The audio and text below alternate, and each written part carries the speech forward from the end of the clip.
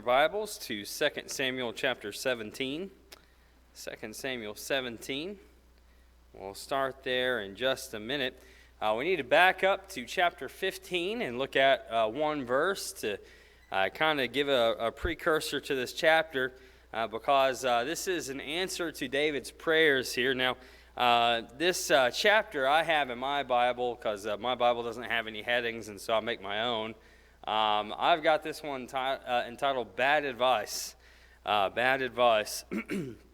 And so you go back to chapter 15, verse 31, and you see this. And one told David, saying, Ahithophel is among the conspirators with Absalom. And David said, O Jehovah, I pray thee, turn the counsel of Ahithophel into foolishness. Well, I believe that there are two instances here in which this is done.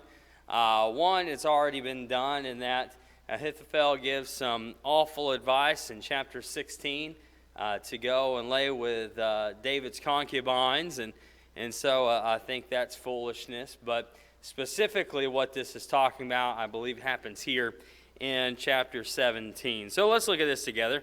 The first section of Scripture is Ahithophel's advice. Let's look at what he says. Moreover, Ahithophel said unto Absalom, Let me now choose out 12,000 men, and I will arise and pursue after David this night. So stop right there. Let's put this into context. If you look at the men that David has, and our best guess is all we've got, but from 1 Samuel chapter 22 and 23, and then also 2 Samuel chapter 15, to kind of get an idea about how many men David has at this point, he's probably got about 2,000 men. So he is outnumbered 6-1. So this is not good odds, right? Now, if you think about some of the mighty men of David and how many people that they've killed at one sitting, 6-1 is really not that big of a deal, because they have, all these men have killed dozens at a time, so and more. But anyway, thinking about this, this is an overwhelming force. It's supposed to be anyway. Verse 2. And I will come upon him while he is weary and weak-handed, and will make him afraid, and all the people that are with him shall flee, and I will smite the king only, and I will bring back all the people unto thee. The man whom thou seekest is as if all returned, so all the people shall be in peace. So, he goes about and says, look, I'm going to go. I'm going to chase after them. They are weak right now. They're on the run. They're weak. And so I'm going to go. I'm going to find them. And then all the men that are with David are going to flee. And because of that, I'm going to be able to just take David by himself. And then all those realizing that they've been defeated, they're going to follow after. And now, on a normal day, under normal circumstances, with normal people, this is tactically brilliant, okay? But really not so today. This is really not, the kind of people, as far as David is concerned and what we know he's capable of, and then what some of his men have done, this is not really, it's not the best advice, although it sounds tactically brilliant. It really does. But moving forward, you get Hushai's advice. Look at verse 4. And the saying pleased Absalom well and all the elders of Israel. So they liked what they heard from before. But then said Absalom, Call now Hushai the Archite also, and let us hear likewise what he hath said. So, let's get some extra advice here and see what Hushai has to say.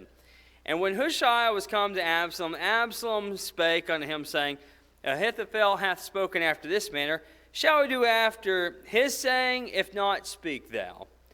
And Hushai said unto Absalom, The counsel that Ahithophel hath given this time is not good.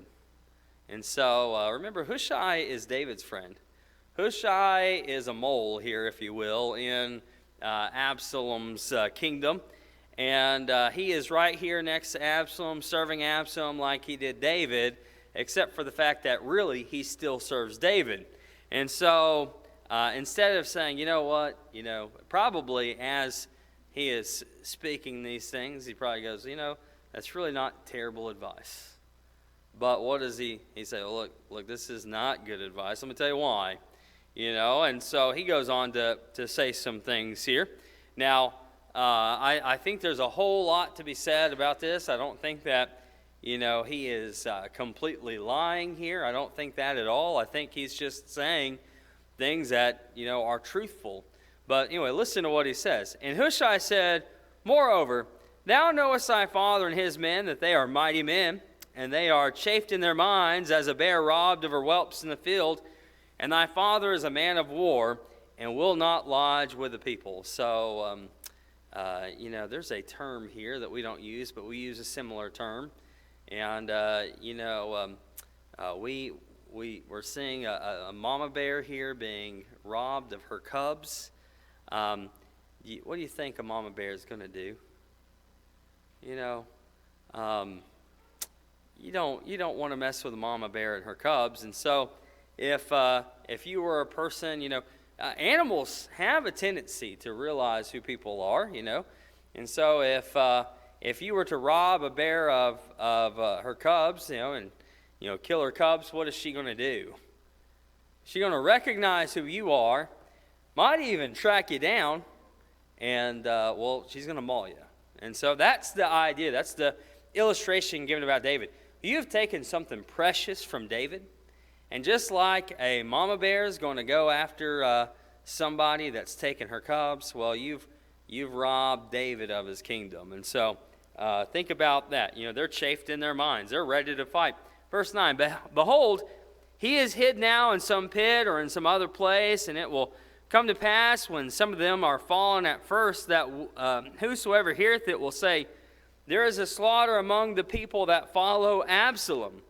And even he that is valiant, whose heart is as the heart of a lion, will utterly melt. For all Israel knoweth that thy father is a mighty man, and they that are with him are valiant men. All true. But look at what it said in verse 9. It says, and it will come to pass when some of them are fallen at the first. So the people of David, when they are fallen, that whosoever heareth it will say, there is a slaughter among the people of Absalom. So the point is, excuse me, he says, look, if you go and fight David and you kill the first few people, they're going to rise up and say, it's not our men, it's Absalom's men, and they're going to be fired up. They're going to automatically assume that the men of David are winning. And so then, after that, says verse 10, and then even he that is valiant, so among Absalom's men, whose heart is as the heart of a lion, will utterly melt. For all Israel knoweth that thy father is a mighty man. So anybody that is of Absalom's force, once they realize what's going on, well, all of a sudden their heart's going to melt. They might start off winning, but they're immediately going to start failing here. They're going to lose because of David's reputation. David is the giant killer after all. David has done a whole lot of things. He's killed all these people, and so there's no way that your men, even as valiant as they are going to withstand, because not only is David a mighty man, but they that are with him are also valiant men. Verse 11. All that's true, by the way, right? But I counsel that all Israel be gathered together unto thee, from Dan even to Beersheba, as the sand is by the sea for multitude, and that thou go battle in thine own person. So what's he telling Absalom? You go. You grab all of your army, and you go in person. You go fight him yourself. Go in person.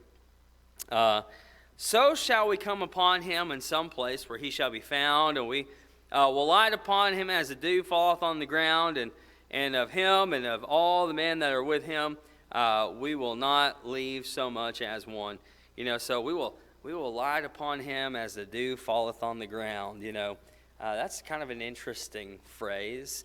If you've ever spent any time outside, and you've been out at night, there comes a certain time when the dew gets on the grass. But do you know when that time is? It happens all of a sudden. You can walk at one point in time and there's nothing. And then you walk again and all of a sudden your feet are wet because there's dew on the ground. And that's what it's saying. You know, it's going to come all of a sudden. You're going to light upon him all of a sudden. You're going to get on him right then, and then you know what? You're going to destroy him. Verse 13. Moreover, if he be gotten into a city, then shall all Israel bring ropes to that city, and we will draw it into the river until there be not one small stone found there. So you know what? If he goes into a city for refuge, man, we'll track him down there. And Absalom and all the men of Israel said, the counsel of Hushai the Archite is better than the counsel of Ahithophel, for Jehovah had ordained to defeat the good counsel of Ahithophel to the intent that Jehovah might bring evil upon Absalom. So, you know, what has happened here is that now, this is a good plan, really, from Ahithophel. But Hushai's plan sounds much better, right? I mean, hey, let's grab everybody and let's go find them together. You know, we kind of know where he is. Let's get them all out there and let Absalom go. If Absalom is going to be king, well, he better defeat the other king, right? You need to go and be out in battle. And so everybody gets behind this plan. Hushai's plan, it's the best plan, okay? So as this goes, Ahithophel's counsel has been, decided by God to be evil. And so all the men believe it that way. All right, verse 15 and following. This goes through the end of the chapter. Hushai warns David. Then said Hushai unto Zadok and to Abiathar the priest, Thus and thus said Ahithophel, did Ahithophel counsel Absalom and the elders of Israel, and thus have I counseled. Now therefore send quickly and tell David, saying, Lodge not this night at the fords of the wilderness, but by all means pass over, lest the king be swallowed up, and all the people that are with him. Now, stop right there. You know, what is happening is he is saying, listen, this is what Ahithophel said, and this is what I said. Now, if what he says is going to be the counsel that they follow, then what's going to happen? Well, they're fine to stay the night where they're at. But what happens here is kind of like a backup plan. Just in case they decide, you know what, let's go back with Ahithophel's plan. You know, that really makes more sense. Let's just go ahead and do that one. Let's just get it over tonight and just go ahead and take them right now. And so this is kind of the backup plan. You need to move. Don't stay here because, you know, this is likely to happen. Now, Jonathan and Ahimaaz were staying by in Rogel, and a maidservant used to go and tell them, and they went and told King David, for they might not be seen to come into the city. But a lad saw them and told Absalom, and they went both of them away quickly and came to the house of a man of Bahurim, who had a well in his court, and they went down thither. And the woman took and spread the covering over the well's mouth, and strewed bruised grain thereon, and nothing was known. And Absalom's servants came to the woman of the house, and they said, Where are Ahimaaz and Jonathan? And the woman said unto them, They are gone over the brook of water. And when they had sought and could not find them, they returned to Jerusalem. And it came to pass, after they were departed, that they came up out of the well, and went and told King David, and they said unto David, Arise ye, and pass quickly over the water, for thus hath Ahithophel counseled against you. So, you know, they go, and they're caught trying to relay the message, and so they go and hide in the well, and then the woman of the house puts something over the mouth of the well, and then spreads grain over it, so it looks like there's not a well there, and it's not being used for that purpose. And so then they're able to come out after they go away. Verse 22, Then David arose, and all the people that were with him, and they passed over the Jordan by the morning light. There lacked not one of them that was not going over the Jordan. And when Ahithophel saw that his counsel was not followed, he saddled his donkey and arose and got him home unto his city, and set his house in order, and hanged himself, and he died, and was buried in the sepulchre of his father. Now, this is an interesting verse in verse 23, because, after he finds out that his counsel has not been followed, he goes and he commits suicide. He sets his house in order. I think is kind of an interesting thing in and of itself. He goes and makes sure all the business is taken care of, and I guess everybody's taken care of, and then he goes and he hangs himself. Now, this is kind of curious, because why does he do this? He does this because his counsel's not followed? No. Yes, but no. He is realizing that, what, my plan was better, and their plan is going to fail. And when it fails, he's going to, when he finds out, it's going to be too late. When he finds out that his plan, their plan has failed, and the bad guys in his mind, the good guys really, are going to come back, and by that time, he is going to be sentenced to death for treason. And so, might as well go ahead and take care of it himself, and so that's likely what's going on here. He realizes that this is not going to work out, and so I better go ahead and take matters into my own hands. Then David came to Mahanaim, and Absalom passed over the Jordan, he and all the men of Israel with him. And Absalom set Amasa over the host instead of Joab. Now Amasa was the son of a man whose name was Ithra the Israelite, that went into Abigail, the daughter of Nahash, sister to Zeruiah, Joab's mother. And Israel and Absalom encamped in the land of Gilead. And it came to pass, when David was come to Mahanaim, that Shobi the son of Nahash of Reba, of the children of Ammon, and Machir the son of Amiel of Lodabar, and Barzillai the Gilead of Rogelim, brought beds and basins and earthen vessels and wheat and barley and meal and parched grain and beans and lentils and parched pulse and honey and butter and sheep and cheese of the herd for David and for the people that were with him to eat. For they said, the people are hungry and weary and thirsty in the wilderness. Okay, so they get some much needed supplies, and they eat. They're getting their strength, which we're going to see. They're going to need that coming very soon.